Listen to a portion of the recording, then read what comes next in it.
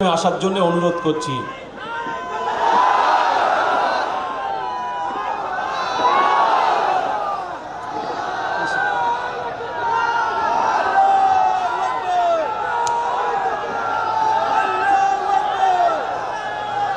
আমি বলবো না, আপনারা বলবো, আমাকে একটু বলতে দেন।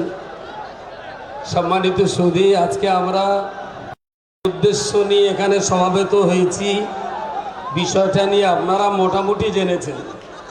আমাকে 35 মিনিটের কথা মিনিট তিনিকের ভিতরে বলে শেষ করতে হবে। মোদী সরকার আসার পর থেকে আমাদেরকে নিয়ে তিনি এত পরিমাণ ভাবনা ভেবেছেন, যদি কখনো সুযোগ পাই নিঃসন্দেহে একটু ধুতি গামছার আন্ডাবান দিয়ে ভদ্রলোককে আমি একটু স্বাগত জানাবো।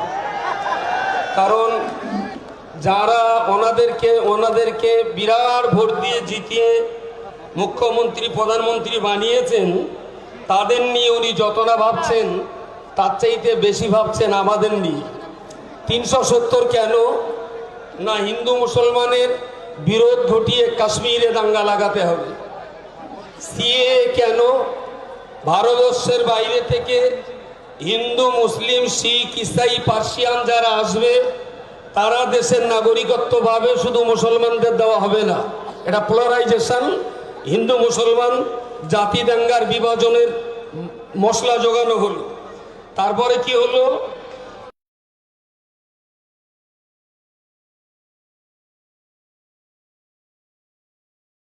না সিটিজেন অ্যামেন্ডমেন্ট অ্যাক্ট, ঠিক তার সঙ্গে রয়ে গেল আরো একটা মারাত্মক বিষয়, 3 তালাক।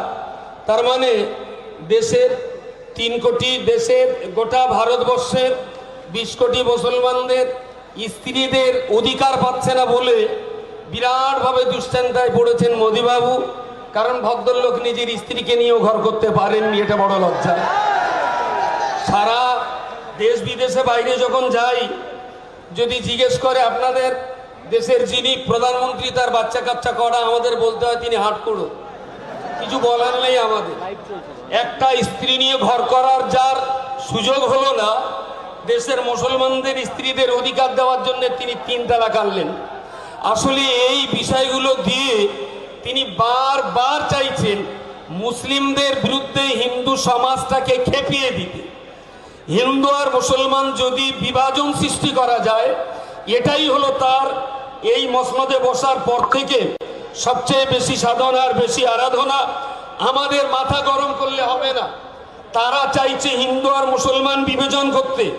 আমাদের কিন্তু হিন্দু মুসলমানের ঐক্যবদ্ধভাবেই আমাদের থাকতে হবে। হিন্দু ভাইদেরকে স্মরণ করিয়ে দিতে চাই, মোদী অমিত শাহকে জিজ্ঞেস করুন দেশের জন্য মোদী পরিবার অমিত শাহ পরিবার কি দিয়েছে। আমি বলছি আমার পূর্বপুরুষ দেশের জন্য আশফাকুল্লাহ খানকে ফাঁসির দড়িতে ঝুলিয়ে দিয়েছে। আমার পূর্বপুরুষ দেশের জন্য তাজমহল দিয়েছে। আমার পূর্বপুরুষ দেশের জন্য শীষমহল দিয়েছে। আমার পূর্বপুরুষ দেশের জন্য লাল কেল্লা দিয়েছে। আমার পূর্বপুরুষেরা দেশের জন্য কুতুব মিনার দিয়েছে। যারা দেশের জন্য কিছুই করতে যায়নি, যারা দেশের জন্য একটা প্রাণ দিতে পারেনি, প্রকাশ্য জনগণের সামনে দাঁড়িয়ে বলছি, আরএসএস যদি প্রাণ করাতে পারে স্বাধীনতা সংগ্রামে, একটা আরএসএস জীবন দিয়েছে, আমার কল্লা কেটে তার হাতে তুলে দেব। একটা প্রমাণ দিক যে আরএসএস বিজেপি দেশের জন্য প্রাণ দিয়েছে। আমরা দিয়েছি আশফাকুল্লাহকে, আমরা দিয়েছি খান আব্দুল গফুর খানকে, আমরা দিয়েছি শহীদ তিতুমিরকে, আমরা দিয়েছি আরো লাখো শহীদকে। দেশের জন্য আমরা মুসলমানদের জীবন বলিদান দিয়েছি। হিন্দু ভাইদেরকে বুঝতে অনুরোধ করব, এই ওয়াকফ আন্দোলনে আপনারা আমাদের পাশে আসুন। আমার বাড়িতে ডাকাতি পড়েছে, আমার মসজিদ, আমার মাদ্রাসা, আমার ঈদগাহ, আমার কবরস্থান তারা নিয়ে যাবে। আপনি আমার প্রতিবেশী, আমার বাড়িতে ডাকাত পড়লে আপনার অধিকার আছে ডাকাতির সঙ্গে লড়াই করে প্রতিবেশীর হক পাইয়ে দেওয়া, এটা হিন্দু ভাইয়ের অধিকার আছে। সুতরাং আমি হিন্দু ভাইদেরকে অনুরোধ, বিনয়ের সঙ্গে করজোরে নিবেদন করে বলছি, মুসলমানদেরকে ভুল বুঝবেন না।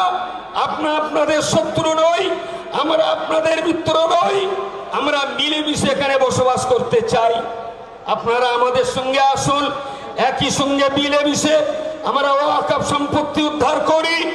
যদি আপনারা আমাদের সঙ্গে সাথ দিতে পারেন, ওয়েলকাম, ডবল থ্যাঙ্কস।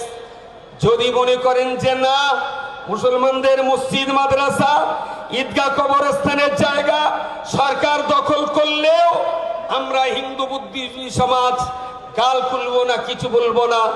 আমি একটা সতর্কতার বার্তা দিতে যাচ্ছি।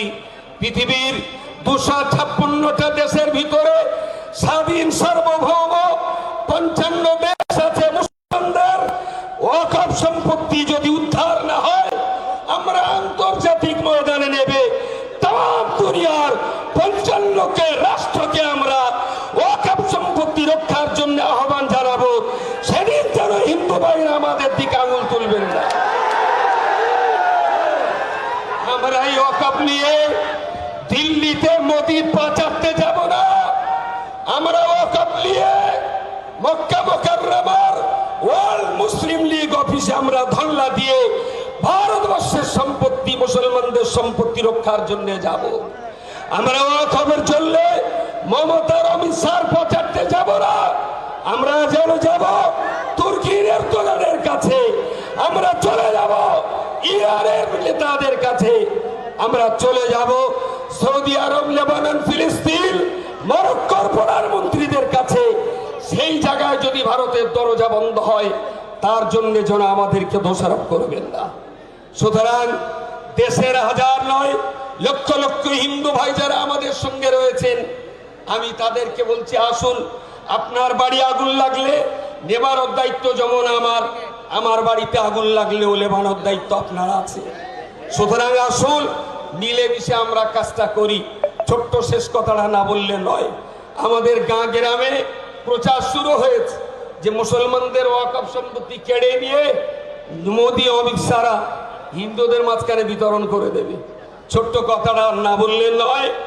গাছতলায় বসে একটা ছেলে আর মেয়ে প্রেম করছিল, ফুলের মালাটা এনে ছেলেটা বারবার চাচ্ছে মেয়েটার গলায় দেবে, আর মেয়েটা বারবার নিতে চাইছে না। ওখানে কি হচ্ছে না হচ্ছে তারাই জানে। গাছ থেকে দুম করে একটা বাঁদর লাফ মেরে বাঁদর মহলে বিরাট আলোচনা। बोले की व्यापार?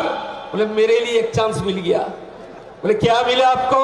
बोले बाद में समझा जाएगा, मुझे बहुत तो दिल बुलंद हो गई, मेरे लिए एक चांस मिल गया।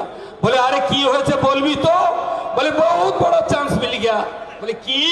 बोले গাছের গোড়ায় ছেলেটা মেয়েটার গলায় বিবাহের মালা পরাতে যাচ্ছিল, মেয়েটা বলেছে তোরে বে করার চাইতে বাঁদরের সঙ্গে বে করো।